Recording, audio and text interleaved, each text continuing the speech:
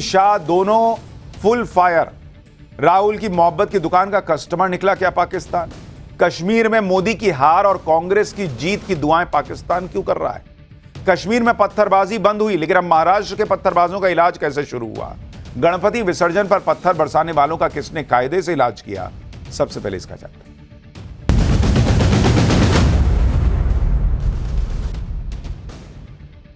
राहुल गांधी की दिक्कत यह है कि उन्होंने मोहब्बत की दुकान तो खोल ली, लेकिन इस मोहब्बत की दुकान के सारे कस्टमर नफरती निकल रहे हैं। कुछ दिन पहले अमेरिका में बैठा खालिस्तानी पन्नू इनकी दुकान का कस्टमर बना बैठा था। राहुल गांधी ने जो भारत के सिखों के लिए कहा, उस पर पन्नू ताली ठोक रहा था। इसके बाद वो भारत विरोधी अमेरिकी सांसद इनकी दुकान की कस्टमर बनी थी, जो कश्मीर के मसले पर पाकिस्तान के साथ खड़ी होती है। और अब राहुल गांधी की मोहब्बत की दुकान का नया कस्टमर बना है पाकिस्तान। यानी भारत के जितने भी दुश्मन हैं, भारत के जितने भी विरोधी हैं, उन सबको राहुल गांधी की मोहब्बत की दुकान बहुत पसंद आ रही है। और ऐसे लोग भीड़ लगाकर राहुल गांधी की दुकान के सामने खड़े हैं कि बॉस हमारे लिए भी कुछ माल है क्या? होगा ही आपके पास। इसलिए तो आरोप लगते हैं कि राहुल गांधी ऐसी राजनीति करते हैं जिससे देश के दुश्मन खुश होते हैं। इसका जीता जागता सबूत पाकिस्तान से आया है। जो पाकिस्तान भारत के खिलाफ भर भर के जहर उगलता है, वो पाकिस्तान तारीफ कर रहा है कि पाकिस्तान तारीफ कर रहा है जम्मू कश्मीर में कांग्रेस के पार्टनर नेशनल कॉन्फ्रेंस की। सोचिए, पाकिस्तान जैसा दुश्मन क्यों तारीफ करेगा भाई भारत की किसी पार्टी की? लेकिन ऐसा हो रहा है। पाकिस्तान को लग रहा है कि राहुल गांधी की कांग्रेस और अब्दुल्ला परिवार की नेशनल कॉन्फ्रेंस मिलकर जम्मू कश्मीर में उस अनुच्छेद 370 को वापस ले आएंगे, जिसे नरेंद्र मोदी ने हटा दिया था। जब से अनुच्छेद 370 हटा, तब से ही पाकिस्तान तड़प रहा, क्योंकि पाकिस्तान की नस मोदी ने काट दी थी। पाकिस्तान तो यही चाहता था कि अनुच्छेद 370 कश्मीर में बना रहे, जिससे वो कश्मीर में आतंकवाद और अलगाववाद को पालता पोसता रहे और भारत को जख्म देता रहे। लेकिन जब से कश्मीर में राहुल गांधी और अब्दुल्ला परिवार का गठबंधन हुआ और अब्दुल्ला परिवार ने 370 फिर से लाने का वादा किया, तब से पाकिस्तान खुशी के मारे झूम रहा है, क्योंकि उसे लगता है कि पाकिस्तान का एजेंडा तो पूरा करने वाले भारत में ही मौजूद हैं। उसे तो खुद कुछ करने की जरूरत ही नहीं पड़ेगी भाई, उसका काम भारत में वो लोग कर देंगे। तो अनुच्छेद 370 को कश्मीर में वापस लाना वो खुद चाहता है, यहां कुछ लोग वही कर रहे हैं। यह बात खुलकर पाकिस्तान बोल रहा है, और तब बोल रहा है जब कश्मीर में चुनाव चल रहा है। पाकिस्तान छटपटा रहा था कि कैसे कश्मीर में इतने शांतिपूर्ण चुनाव हो रहे हैं और उसे चुनाव में अपनी टांग अड़ाने का मौका नहीं मिल रहा था। लेकिन राहुल गांधी के इंडी गठबंधन ने उसे यह मौका दे दिया। एक इंटरव्यू में पाकिस्तान के रक्षा मंत्री ने कह दिया कि उन्हें उम्मीद है कि जम्मू कश्मीर में नेशनल कॉन्फ्रेंस और कांग्रेस गठबंधन सत्ता में आएगी और 370 की बहाली कर देगी। पाकिस्तान के रक्षा मंत्री ने कहा कि 370 और 35A पर पाकिस्तान और कांग्रेस पार्टी एक पेज पर हैं। पाकिस्तान और कांग्रेस पार्टी एक पेज पे हैं भाई। पाकिस्तान का रक्षा मंत्री बोल रहा है। पहले सुनिए उन्होंने क्या कहा है, फिर आपको बताऊंगा कि पीएम मोदी ने कितनी गंभीरता से इस बयान को लिया है और कैसे तगड़ा जवाब दिया है। अब ये दोनों पार्टियां जो है, नेशनल कॉन्फ्रेंस और कांग्रेस, आज इलेक्शन में ये कह रही हैं जी कि अगर हम जीत गए तो हम 370 और 35A को, उसकी सस्पेंशन को ख़त्म कर देंगे। आपको लगता है कि ये पॉसिबल है? मेरा ख्याल है पॉसिबल है। देखें, बड़ी पोटेंट इस वक्त प्रेजेंस है वहाँ पे कांग्रेस की भी और नेशनल कांग्रेस की भी, दोनों की। बहुत चांस है कि ये जो कोलिशन है ये हुकूमत में आए, और जैसे कि उन्होंने प्रेस कॉन्फ्रेंस में कहा है, बल्कि ये एक इलेक्शन इशू बनाया हुआ उन्होंने कि स्टेटस जो है रिस्टोर होना चाहिए। तो स्टेटस अगर रिस्टोर हुआ तो काफ़ी हद तक जो एक हमारा भी बड़ा एहतजाज रहा है। क्या हम ये कह सकते हैं कि आज पाकिस्तान की जो रियासत है और इंडियन कांग्रेस जो है वो एक पेज और नेशनल कांग्रेस एक पेज पे आ गए इस इशू पे? बिल्कुल, हमारा भी ये डिमांड है। जब से ये मोदी साहब ने ये वार किया हुआ है, एक कारी ज़रब लगाई हुई है कश्मीर के स्टेटस के ऊपर, अगर ये रिस्टोर हो जाता है, इस इलेक्शन में ये लोग जीत जाते हैं, ये रिस्टोर कर देते हैं। आप सोचिए, ऐसी बातें पाकिस्तान में कोई छोटा मोटा नेता नहीं कह रहा है, बल्कि वहां का रक्षा मंत्री कर रहा है। पाकिस्तान का रक्षा मंत्री खुलेआम ये बात कह रहा है कि वो अपने मकसद को पूरा करने के लिए कांग्रेस और नेशनल कॉन्फ्रेंस के भरोसे बैठा है। अगर भारत का सबसे बड़ा दुश्मन इस तरह की बातें करने लगे तो देश की किसी भी पार्टी के लिए सोचने वाली बात है। कि वो दुश्मन के हाथ का मोहरा बन रही है। लेकिन कांग्रेस और नेशनल कॉन्फ्रेंस तो ऐसे रिएक्ट कर रहे हैं जैसे कुछ हुआ ही नहीं। उनका रिएक्शन भी आपको आगे दिखाऊंगा, लेकिन पहले आप ये देखिए कि राहुल गांधी ने मोहब्बत की ऐसी दुकान खोली कि भारत के दुश्मन उनकी तारीफ कर रहे हैं। क्योंकि एक हाथ राहुल गांधी ऐसी बात कर देते हैं जिससे भारत के दुश्मन का फायदा हो जाता है और दूसरे हाथ भारत के दुश्मन नाम जपने लगते हैं राहुल गांधी। मतलब एक फीलिंग ऐसी लगती है जैसे गजब का गिव एंड टेक चल रहा है। पहले राहुल गांधी ने अमेरिका में सिखों को लेकर बात कही, पन्नू खुश हुआ था, और अब आप देखिए पाकिस्तान कैसे खुश हो रहा है। आखिर ये क्या कनेक्शन है भाई कि एक तरफ राहुल गांधी इनके मतलब की बात करते हैं, फिर ये लोग राहुल गांधी की तारीफ करने लगते हैं। इस पर सवाल तो उठेंगे, लेकिन पाकिस्तान ने जो बात की है, पाकिस्तान जो सपने देख रहा है कि कश्मीर में 370 की बहाली हो जाएगी, और यह भी सोच रहा है कि उसका यह सपना राहुल गांधी की कांग्रेस और अब्दुल्ला परिवार की नेशनल कॉन्फ्रेंस पूरा कर देंगे, तो बॉस ये सपना पूरा होने वाला है नहीं। क्योंकि जब तक नरेंद्र मोदी हैं तब तक तो ऐसा वो होने नहीं देंगे। खुद प्रधानमंत्री नरेंद्र मोदी ने आज कश्मीर की धरती से जवाब दिया ऐसे लोगों को जो 370 की वापसी के सपने देख रहे हैं। सुनिए प्रधानमंत्री नरेंद्र मोदी को, जिनकी आज जम्मू कश्मीर में चुनावी रैली थी, उन्होंने क्या कहा। पाकिस्तान में कांग्रेस नेशनल कॉन्फ्रेंस के अलायंस की बल्ले बल्ले हो रही है। पाकिस्तान में पाकिस्तान के डिफेंस मिनिस्टर ने कांग्रेस नेशनल कॉन्फ्रेंस का खुलकर समर्थन किया है पाकिस्तान से, लेकिन मोदी आज कांग्रेस नेशनल कॉन्फ्रेंस को डंके की चोट पर कह रहा है, हम जम्मू कश्मीर में पाकिस्तान के एजेंडा को लागू नहीं होने देंगे। प्रधानमंत्री नरेंद्र मोदी ने जिस तरह से आज कश्मीर में खड़े होकर 370 वापस लाने के सपने देख रहे लोगों की क्लास लगाई, उससे ऐसे लोगों को समझ में आ गया होगा कि अनुच्छेद 370 नरेंद्र मोदी के रहते तो वापस आने वाला नहीं। दूसरा बड़ा सवाल यह है कि राज्य में अगर नेशनल कॉन्फ्रेंस और कांग्रेस की सरकार आ भी जाए, आप 370 कैसे वापस ले आओगे बॉस? जब हटाने के लिए संसद लगी थी तो लाने के लिए संसद नहीं लगेगी, और संसद में क्या आपकी सरकार है? यानी आप वहां पब्लिक को जो है मूर्ख बना रहे हो कि हम आएंगे और हम ले आएंगे वापस। कैसे लाओगे? नेशनल कॉन्फ्रेंस कैसे लाएगी? कांग्रेस कैसे लाएगी? कांग्रेस केंद्र में सत्ता में है। इसलिए चाहे कोई कितने ही सपने देख ले, फिर चाहे पाकिस्तान जोर लगा ले, भारत में बैठकर पाकिस्तान का एजेंडा चलाने वाले लोग जोर लगा ले, अनुच्छेद 370 तो बीजेपी का पुराना मुद्दा रहा है जिसे नरेंद्र मोदी ने हटाकर पूरा किया। और अगर कोई अनुच्छेद 370 जैसे मुद्दे पर बयानबाजी करेगा, यह सोचेगा कि अनुच्छेद 370 फिर से लागू हो जाएगा, तो फिर उसे किसी तरह की नरमी की उम्मीद रखनी नहीं चाहिए। इसीलिए पीएम मोदी के बाद देश के गृह मंत्री ने भी पाकिस्तान की हिमाकत की हवा निकाली। सोशल मीडिया पोस्ट में अमित शाह ने कहा कि पाकिस्तान के रक्षा मंत्री का आर्टिकल 370 और 35A पर कांग्रेस और JK-NC के समर्थन की बात ने एक बार फिर से कांग्रेस को एक्सपोज कर दिया है। इस बयान ने दोबारा यह साफ कर दिया है कि कांग्रेस और पाकिस्तान के इरादे भी एक है। पिछले कुछ साल से राहुल गांधी देशवासियों की भावनाओं को आहत करते हुए भारत विरोधी ताकतों के साथ खड़े रहे हैं। एयर स्ट्राइक और सर्जिकल स्ट्राइक के सबूत मांगने हो या भारतीय सेना के बारे में आपत्तिजनक बातें करनी हो, राहुल गांधी की कांग्रेस पार्टी और पाकिस्तान के सुर हमेशा एक रहे और कांग्रेस का हाथ हमेशा देश विरोधी शक्तियों के साथ रहा है। लेकिन कांग्रेस पार्टी और पाकिस्तान ये भूल जाते हैं कि केंद्र में मोदी सरकार है, इसलिए कश्मीर में न तो आर्टिकल 370 वापस आने वाला है और न ही आतंकवाद। यह अमित शाह ने कहा, यानी नरेंद्र मोदी से लेकर अमित शाह तक इस मामले की गंभीरता को समझ रहे हैं और इस पर रिएक्ट कर रहे हैं। प्रधानमंत्री मोदी और गृहमंत्री अमित शाह ने पाकिस्तान और राहुल गांधी को एक साथ कड़ा संदेश दिया। यह कड़ा संदेश देना जरूरी भी है, क्योंकि जिस तरह राहुल गांधी विदेश जाकर बयान देते हैं, वो एक तरह से देश की सुरक्षा को खतरे में डालते हैं, क्योंकि उनके बयान देश के दुश्मनों के लिए बोनस बन जाते हैं। हमने आपको बताया था कि जब कश्मीर में चुनाव चल रहे हैं, उस वक्त अगर राहुल गांधी अमेरिका में उस सांसद से मिलेंगे जो 370 पर पाकिस्तान की जुबान बोलती है, तो उससे पाकिस्तान को बूस्ट ही मिलेगा। और देखिए वही होना शुरू हो गया। जो पाकिस्तान 370 की वापसी के सपने को दफन कर चुका था, वो अब दोबारा उसकी बात कर रहा है। और पाकिस्तान में कोई छोटा मोटा नेता नहीं, रक्षा मंत्री ऐसी बातें करने लगा है। यह पहला मौका नहीं है जब पाकिस्तान का कांग्रेस से प्रेम झलक रहा है। आप याद कीजिए, कुछ महीने पहले लोकसभा चुनाव के दौरान भी यही सब हो रहा था।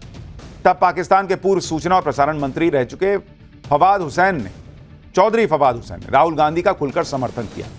फवाद हुसैन ने अपने सोशल मीडिया पर राहुल गांधी का एक वीडियो शेयर किया था और लिखा था, राहुल ऑन फायर। इतना ही नहीं, एक चैनल से बात करते हुए फवाद हुसैन ने कहा था कि भारत में बीजेपी की सरकार आनी नहीं चाहिए, मोदी को रोकना बहुत जरूरी है, मोदी के अलावा कोई भी आए हम उसे समर्थन करेंगे। राहुल गांधी पाकिस्तान से शांति की बात करते हैं, लोगों को राहुल को वोट देना चाहिए। यानी पाकिस्तान यही चाहता था कि राहुल गांधी प्रधानमंत्री बन जाए। पाकिस्तान को यह पता था कि अगर नरेंद्र मोदी प्रधानमंत्री बनेंगे तो पाकिस्तान के आतंकवाद पर ताबड़तोड़ एक्शन नॉनस्टॉप चलता रहेगा। और आप देखिए, नरेंद्र मोदी प्रधानमंत्री बने तो जम्मू कश्मीर में शांतिपूर्ण चुनाव हो रहे हैं, पाकिस्तान छटपटा रहा है।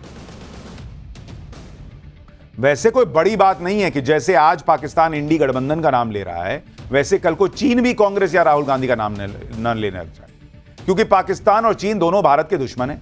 दोनों का एक ही एजेंडा है, नरेंद्र मोदी को हटाना। और हो सकता है कि जैसे पाकिस्तान कांग्रेस का नाम ले रहा है, वैसे चीन भी ले ले, क्योंकि चीन को यह मौका राहुल गांधी अमेरिका जाकर दे आए हैं।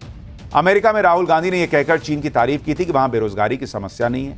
सीमा विवाद पर भी राहुल गांधी ने वो स्टैंड लिया था जो चीन के एजेंडे को सूट करता है। इसलिए हो सकता है कि कल को चीन भी मुंह उठाकर राहुल गांधी का और कांग्रेस का गुणगान करने लगे। हालांकि किसी की तारीफ करने से कोई दिक्कत नहीं है, लेकिन जब तारीफ की आड़ में भारत विरोधी एजेंडा चलाया जाता है तो वही देश हित के लिए हानिकारक हो जाता है। पाकिस्तान के रक्षा मंत्री कांग्रेस और नेशनल कॉन्फ्रेंस का नाम ले रहे हैं, लेकिन जब इस विवाद पर कांग्रेस के प्रवक्ता पवन खेड़ा से बात की गई तो वो अलग कहानी लेकर आ गए। कहने लगे कि बीजेपी और पाकिस्तान मिले हुए हैं, ये दोनों की साजिश है। एक बार सुनिए पवन खेड़ा किस तरह का अजीबोगरीब लॉजिक दे रहे हैं। जम्मू कश्मीर चुनाव के वक्त जब आप वहां प्रचार के लिए गए थे, आपका एक वीडियो पाकिस्तान में वायरल हो रहा है और सवाल ये पूछा जा रहा है कि क्या कांग्रेस पार्टी धारा 370 को लेकर के पाकिस्तान कह रही है कि कहीं ना कहीं पाकिस्तान और भारत। अगर आपने देखा होगा, आपके पत्रकार वहां थे, तो हमने क्या अपना मैनिफेस्टो पढ़ा, उसमें क्या था कि पूर्ण राज्य का दर्जा जम्मू कश्मीर का हक है और हम उसको दिलवा के रहेंगे, ये बयान है। अब इस बयान को जैसे बीजेपी तोड़ती मरोड़ती है, आदत है उनकी, वैसे ही पाकिस्तान भी करता है। ट्रेनिंग तो एक ही जगह से मिलती है दोनों को। हम ये जानना चाहते हैं दोवल साहब, 24 घंटे के लिए हमें पेगासस दे दीजिए, फिर से आग्रह कर रहे हैं।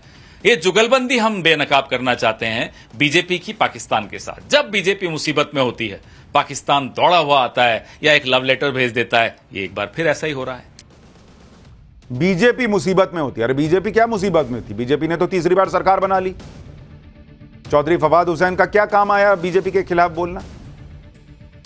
और अब क्या बीजेपी जम्मू कश्मीर में जब चुनाव लड़ रही है, नेशनल कॉन्फ्रेंस और राहुल गांधी जो बोल रहे हैं उसी की, या नेशनल कॉन्फ्रेंस जो मुद्दा उठा रहा है कांग्रेस का एलआई, उसी की बात ना पाकिस्तान कर रहा है? मतलब पवन खेड़ा गजब लॉजिक दे रहे हैं। उनके मुताबिक बीजेपी ने पाकिस्तान के रक्षा मंत्री को कहा होगा कि सुनो, एक काम करो, कांग्रेस और नेशनल कॉन्फ्रेंस को मिला के 370 पे एक बयान दे दो, जिससे हमको चुनाव में फायदा हो जाए। मतलब इन लोग के हिसाब से नरेंद्र मोदी इतने पावरफुल हैं कि वो पाकिस्तान के रक्षा मंत्री को भी कहते हैं कि ऐसा बोलो तो वो बोलता है। तो फिर तो देश में ऐसे ही प्रधानमंत्री चाहिए भाई, जो पाकिस्तान से डिक्टेट करा के अपने बयान ले रहा है। विपक्ष के बहाने पाकिस्तान का भारत के आंतरिक मामलों पर बोलना और दखल देने की कोशिश करना कोई हल्की बात नहीं है, यह गंभीर बात है। कांग्रेस से उम्मीद थी कि वो पाकिस्तान को आईना दिखाए, लेकिन वो इधर उधर की बात कर रहा है और उसकी वजह से कांग्रेस का कंफ्यूजन दिख रहा है। क्योंकि 370 पर कांग्रेस एकदम चुप है, अपना स्टैंड ही क्लियर नहीं कर रही कि लाएगी, हटाएगी या हटा रहने देगी। कांग्रेस का कंफ्यूजन नेशनल कॉन्फ्रेंस को लेकर भी है, जिसका क्लियर कट एजेंडा है 370 को बहाल करना। लेकिन कांग्रेस यह भी साफ नहीं कर रही है कि वो अपने सहयोगी नेशनल कॉन्फ्रेंस के स्टैंड के साथ है या उसके विरोध में।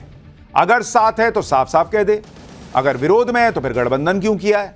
अगर गठबंधन किया है तो एजेंडा साधने वाले अपने अपने हिसाब से इसका मतलब निकालेंगे, और पाकिस्तान यही कर रहा है। पाकिस्तान के रक्षा मंत्री को कांग्रेस तो जवाब नहीं दे पाई, लेकिन उमर अब्दुल्ला कह रहे हैं कि पाकिस्तान अपना घर संभाले, हमारे इलेक्शन में दखल ना दे।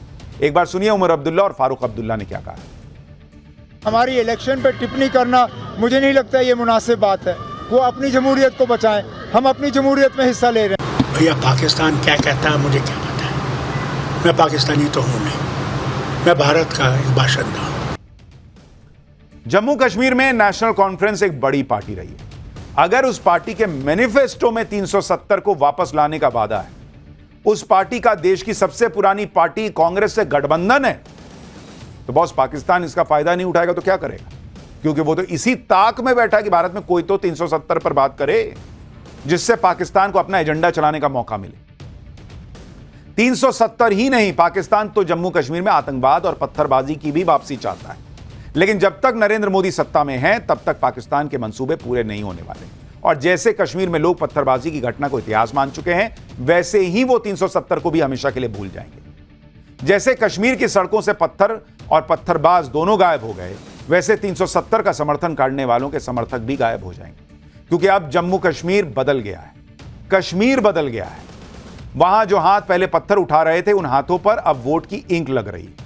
लेकिन पीएम मोदी के सामने कोई एक चैलेंज नहीं है। भारत में शांति के दुश्मन सिर्फ कश्मीर में नहीं बैठे हैं, बाकी जगह भी तो हैं। पत्थरबाजों की एक नई ब्रांच कश्मीर में, पत्थरबाजों की पुरानी ब्रांच कश्मीर में बंद हुई तो दूसरी जगह खुल गई। आपने गौर किया होगा कि पिछले कुछ सालों से पत्थरबाज हिंदू त्योहारों को निशाना बना रहे हैं। कभी पंडाल पर पत्थर मारते हैं, कभी धार्मिक यात्रा पर पथराव हो जाता है। अब कुछ राज्य सरकारें इन पत्थरबाजों के सामने नतमस्तक हैं। वो हिंदू पर्व से जुड़ी यात्राओं को सुरक्षा देने की बजाय सलाह देती हैं कि यात्रा को विशेष समुदाय के इलाके से न निकालो। लेकिन जैसे कश्मीर के पत्थरबाजों का इलाज हुआ, वैसे ही डबल इंजन की सरकारों में इन पत्थरबाजों का भी इलाज हो रहा है।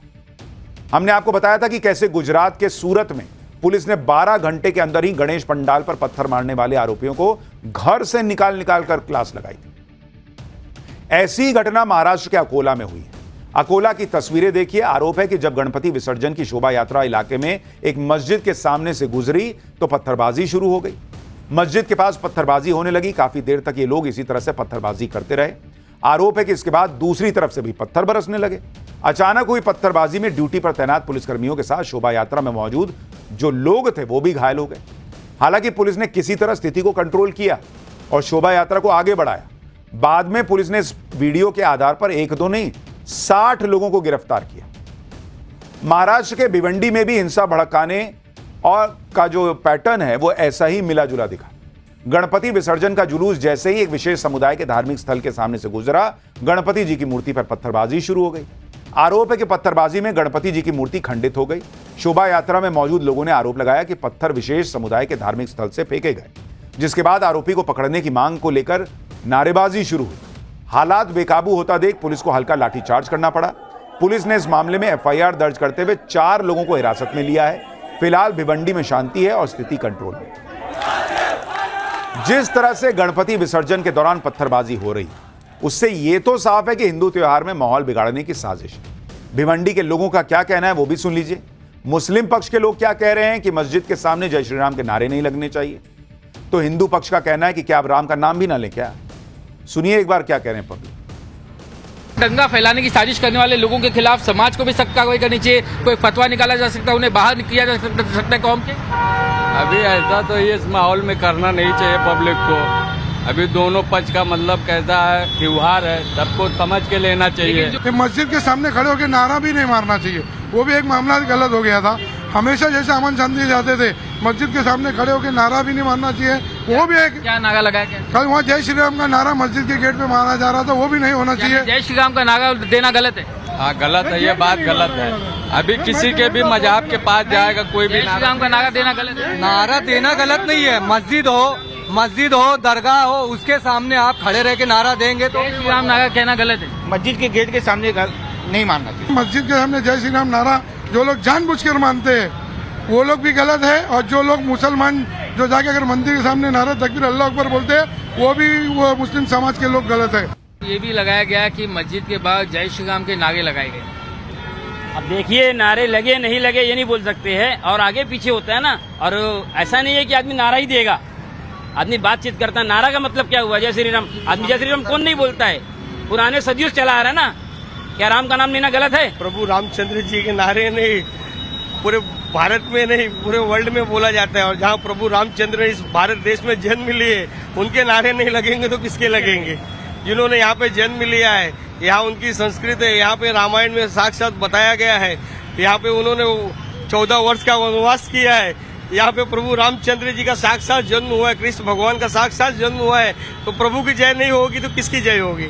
आखिर ये कौन लोग हैं? ये दंगे से किसको फायदा होगा? ये दंगे में कैसा है, ये जो फालतू लोग बैठते हैं, इनको कुछ काम नहीं रहता है, ये सब यही काम करके बढ़ावा करते हैं कि हमारा धर्म आगे बढ़े। तो बड़े सारे सवाल खड़े हो रहे हैं कि भाई शोभा यात्रा निकल रही है, विसर्जन के लिए मूर्ति जा रही है, तो उतनी दूर जो है वो नारे नहीं लगने चाहिए। क्यों नहीं लगने चाहिए भाई? उतनी दूर हवा में नारा गूंजेगा तो किसी इमारत में, किसी मस्जिद में, किसी दूसरे धार्मिक स्थल में क्या हो जाएगा? और अभी कुछ दिन पहले एक तस्वीर आई थी जब किसी मंदिर में 2 मुसलमान भाइयों ने वहां पर नमाज पढ़ ली थी, तो कहा गया था ये सेक्युलरिज्म है। मंदिर में नमाज पढ़ना सेक्युलरिज्म है, लेकिन मस्जिद के सामने से गुजरते हुए जय श्री राम बोलना मुसलमानों को भड़काना हो जाता है, ये धर्म का अपमान हो जाता है। कैसे हो जाता है ये पब्लिक पूछ रही है।